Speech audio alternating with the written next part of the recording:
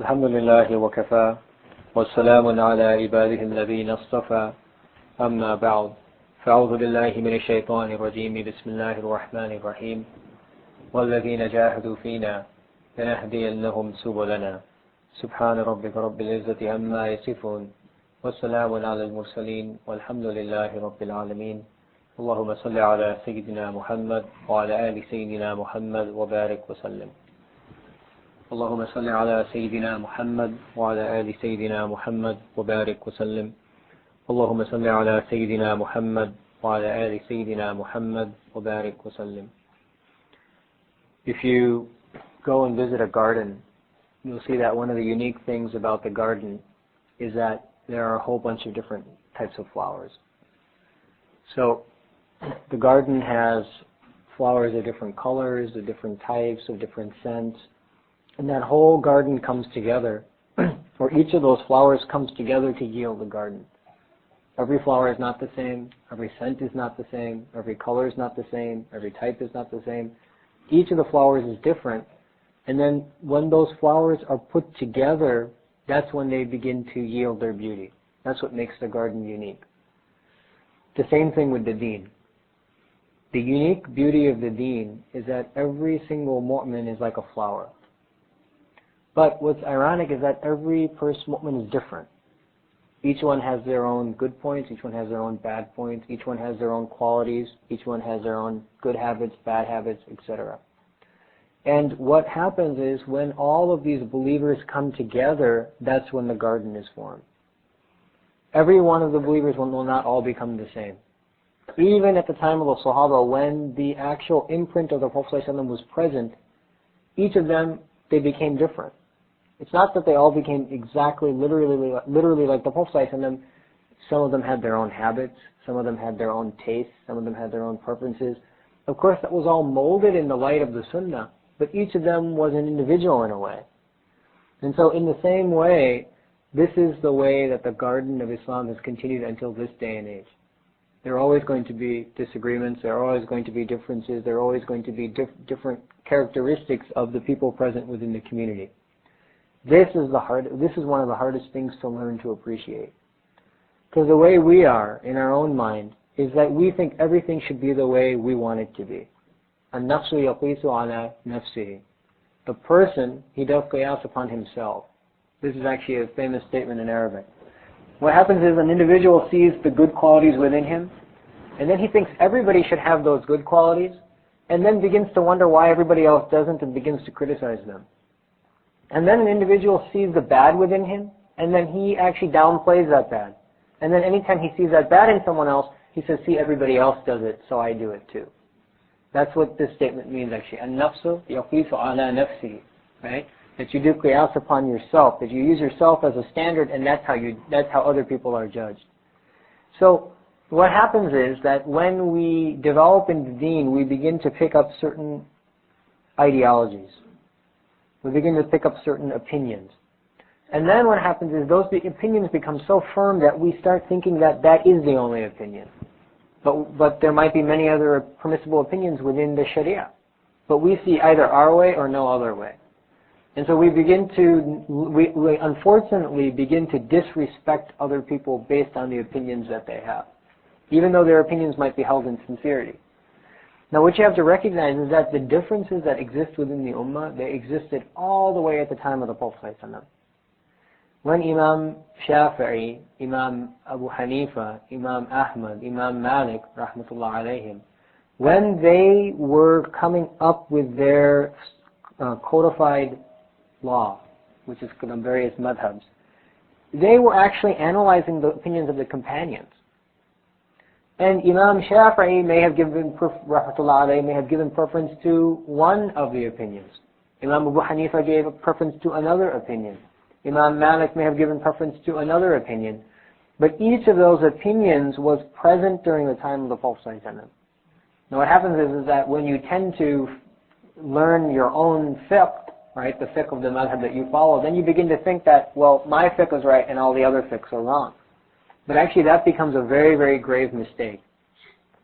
One time, one of the famous teachers of hadith in Darul Uloom Deoband in India, which is a sort of like the Al-Azhar of India, you can say, the famous Institute of Islamic Learning. He was teaching his students. And they were discussing one of the opinions of Imam Abu Hanifa, and they were obviously studying from hadith. He was a teacher of hadith, so they were reading Bukhari or Tirmidhi or whichever book it might have been. And as they came to a hadith, they then began to use that hadith to explain the opinion of Imam Abu Hanifa in a matter. Now when he began to explain the opinion of Imam Abu Hanifa, he did it so eloquently and with so many proofs that one of the students sort of blurted out that if Imam Shafi'i was here today, he would become a Hanafi. That's how good your proofs were. Now when he said that, the teacher became very angry. And he basically cursed him and said, if Imam Shafi'i was here, we would all become Shafi'i. Right? So this was actually the understanding of our predecessors. They learned to look at the differences of opinion that existed within the deen, and they learned to appreciate them and to recognize that actually these are preservations of various hadith of the Prophet ﷺ. So often we think, whether it might be the moon sighting issue, or whether it might be Rafi ad-Dain, raising your hands in Salah, whatever it might be, there are many different issues that arise, especially in the West where it's such a mixed culture of people and it's such a mixed bag of people. We often think that our way is the right way and everybody else is doing it the wrong way.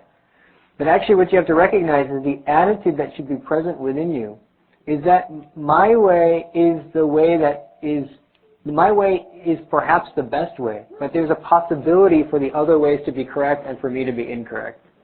So actually when you follow one of the madhabs, that's actually the attitude that should be prevalent within the mind of the person that follows the madhab. That I'm following my way because I believe it to be the best way, and most in accordance with the Quran and the Sunnah. But I recognize that another way there's a possibility that exists that another way may be correct, and there's also a possibility that I may be incorrect. That's actually when you begin to broaden your knowledge and begin to understand that these differences actually existed. And actually our teachers had differences as well. There are many, many differences. For example, just go into the whole concept of alcohol, synthetic alcohols. I mean, there's a huge ikhtilaf among our scholars as to whether those are impermissible or permissible. Even within scholars of one school, even within scholars of one location, they had huge debates between themselves. Same thing with issues like shrimp, right? I mean, if you go ask a Bengali scholar, right, about shrimp, they say it's permissible because they enjoy shrimp and they eat shrimp in there. I mean, you can ask Zayed, I don't know, I mean, is shrimp a big thing there? Yeah, so, I mean, they will tell you it's permissible. You ask the same scholar trained in the same place in Pakistan, he'll say it's makruh.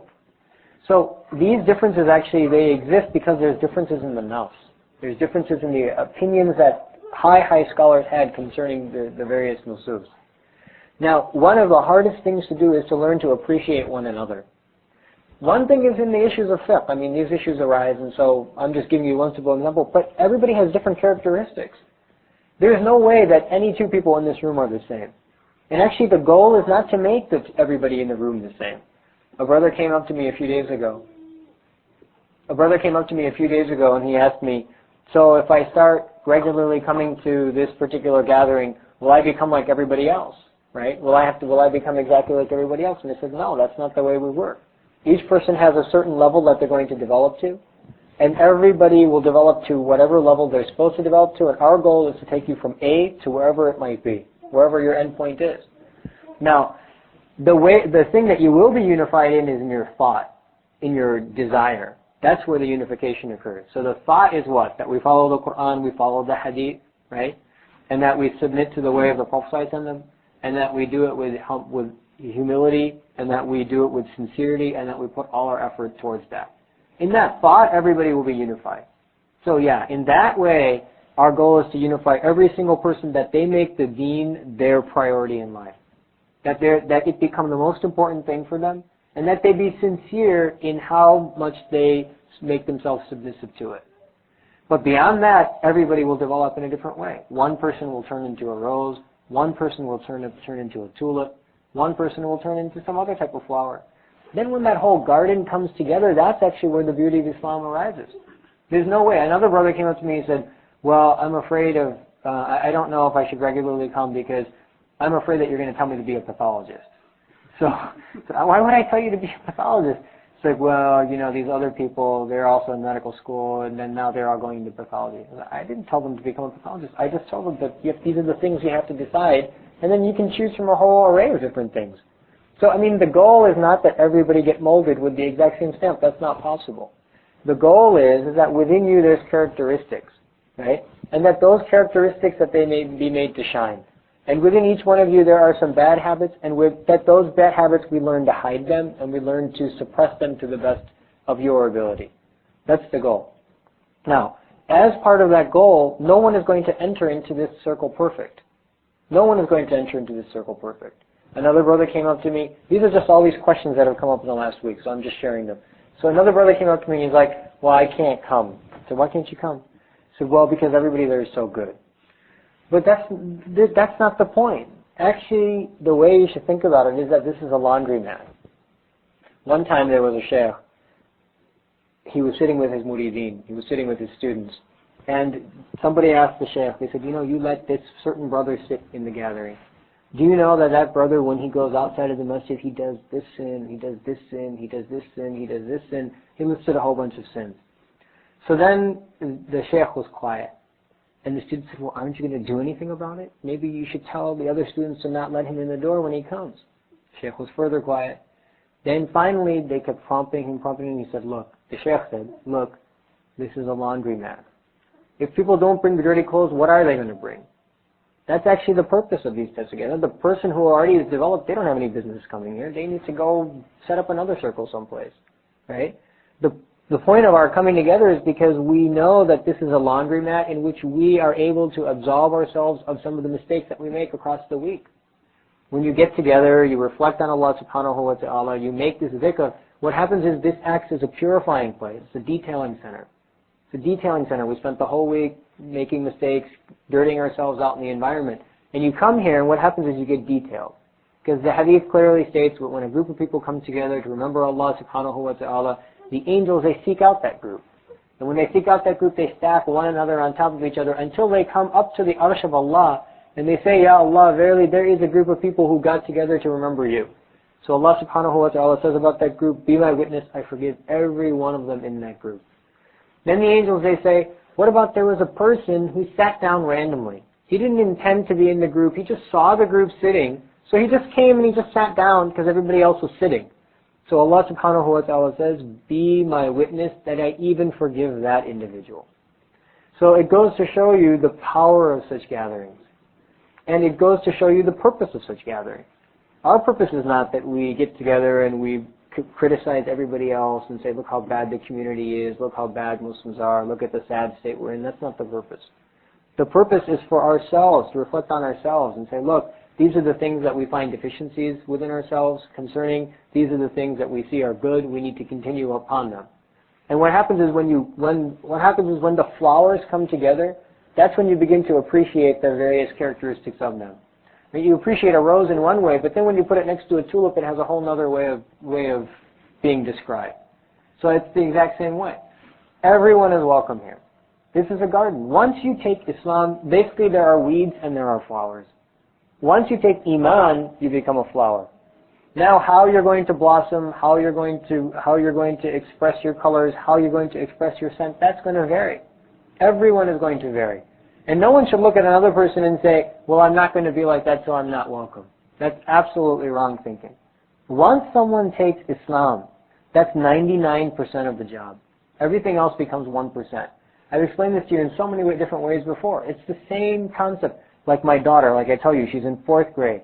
The 2nd graders, for the 4th graders, they don't sit with the 2nd graders. The 2nd graders, they're kids. We're 4th graders. I mean, the reality is you look upon it, they're all equal. I look at them as a bunch of kids. That's actually our reality. One person is at 4th grade, one person is at 2nd grade, but the point is that although we create these differences, in essence, the differences are almost non-existent. Once somebody has sincerity in them, that's the key characteristic that Allah looks upon. That man came to the Prophet ﷺ, said, Ya Rasulullah, when's the day of judgment? Famous hadith, how many times have I quoted it? Right? The Prophet ﷺ turned to him and said, what have you prepared? He said, nothing except my love for you and my love for you and Allah. Now he wasn't at the level of Abu Bakr radiallahu anh, nor was he at the level of Umar radiallahu anh, nor was he at the level of Hazrat Uthman radiallahu anh. But what ended up happening is because he had that love, because he had that sincerity, the Prophet ﷺ promised him Jannah with him. Al-mar'u ma'a man ahab. It's just another way of stating that because you love me, you'll be with me on the Day of Judgment. So actually what's looked at is the sincerity. Now in our minds, everybody has to have the same attitude. That we want to submit to the Sharia, that we accept the Sharia, that the Sunnah is the best way. And then each person will submit at their own level. Each person will make the decision what they're able to submit for, and then in their own darkness, in their own privacy, they will make istighfar for where they were unable to submit. So we have no problem. Once somebody comes with sincerity, then they're almost equivalent. The problem that we have is when people start trying to alter the deen, or start leaving sincerity, or start putting other things in front of the deen. Now in that case, we never criticize the person. Because once somebody accepts Islam, they are free from harm from the tongue of another Muslim, and they are free from harm from the hand of another Muslim. In fact, the Prophet ﷺ defined a Muslim as the one who the other Muslim is never harmed by his tongue or by his hand. So once you know that somebody has accepted Islam, or somebody is a Muslim, you have absolutely no right to say anything against them. Now you can disagree with their ideas, but you can't disagree with them as a person. Right? So it's the same concept. We say that we don't have a problem with the kafir. We have a problem with kufr in the kafir. You see, actually it's a very, very subtle point, but it really plays well into understanding even the way the world is today. We have no problem with the kafir. The kafir is a servant of Allah in the sense that they were created by Allah, they're dependent on Allah, and eventually we hope that they will be guided by Allah. The problem that we have with that person is not them. The problem is their kufr present within them. So we don't try to eliminate them. Right? People think that now you have to go and eliminate the kafir. You don't eliminate the kafir, you eliminate the kufr in the kafir. That's the goal. The goal is to take the disbelief out of the person who disbelieves, not to remove the disbeliever. So it's very, very important that you understand this issue, because this is like the ethics of difference, right? The ethics of having differences. And differences will always exist. The point is to learn to appreciate one another. When that type of respect develops within you, that's when you know that you've achieved something on this path.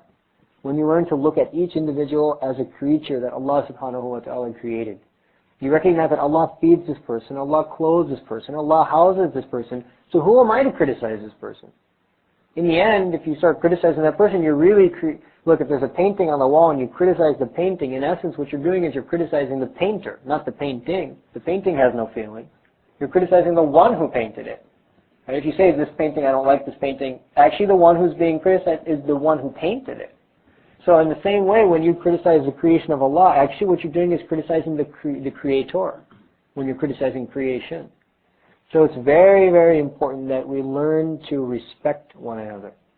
And again, you can have differences of opinion, but the person themselves you have to learn to respect. And actually it sounds so simple, this is one of the hardest lessons. This actually occurs at the very end of the path, not at the beginning. In the beginning, what happens is you begin to develop, then you begin to look at yourself and compare yourself to other people, and that's when this whole idea of criticism comes in. Then we begin to criticize, this person's not like this person's not like this person's not like this. We forget that 6 months ago we were exactly like that. But now we're ready to criticize so quickly. And then what happens is, it takes a long, long time before one begins to appreciate that actually all of these are the creatures of Allah, and actually there is nothing that anyone is doing that's actually worthy of being presented before Allah. Because what happens is initially you get caught up in creation. You begin to compare yourself against other people. When you get caught up in Allah and His perfection, that's when you begin to lose sight of everything that's present in creation. That's the goal. When you're so focused on Allah that in light of His perfection, the whole world looks imperfect, that's when you know you reached the goal. And that's why when certain people used to come in the company of the Prophet ﷺ, there was once a man who came in the company of the Prophet ﷺ. The Prophet ﷺ treated that person like a king. He treated him like a king. Hazrat Aisha radiallahu anha was so shocked. When that person left, she said, Ya Rasulullah, don't you know that this is the worst person in the community? And the Prophet ﷺ said, yes. Of course I know exactly what he's like. But the Prophet ﷺ treated people that way not because of what they were in the sense of who inside. He treated them that way because they were the servants of Allah.